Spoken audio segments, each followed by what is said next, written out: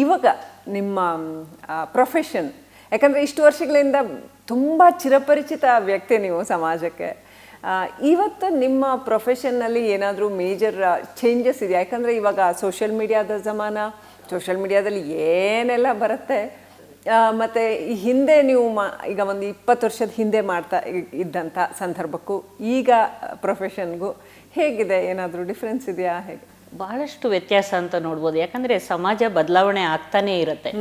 ಮೊದಲು ನಾನು 30-35 ವರ್ಷದ ಹಿಂದೆ ಈ ಲೈಂಗಿಕತೆ ಸಂತಾನೋತ್ಪತ್ತಿ ಬಗ್ಗೆ ಮಾತಾಡೋದನ್ನು ಪ್ರಾರಂಭ ಮಾಡಿದಾಗ ಆವಾಗ ಇದ್ದಿದ್ದ ಸಂದರ್ಭಕ್ಕೂ ಜನರಲ್ಲಿ ಇದ್ದಿದ್ದ ತಪ್ಪು ತಿಳುವಳಿಕೆಗಳಿಗೂ ಆಗಿದ್ದಿದ್ದ ಮಿಥ್ಯೆ ಮೂಢನಂಬಿಕೆಗಳಿಗೂ ಇವಾಗ ಕೆಲವಷ್ಟು ಬದಲಾವಣೆ, ಕೆಲವಷ್ಟು ಹೋಗಿದೆ, ಕೆಲವಷ್ಟು ಹೊಸದು ಹುಟ್ಕೊಂಡಿದೆ ಈ ಸೋಷಿಯಲ್ ಮೀಡಿಯಾದ ಇದರಿಂದ.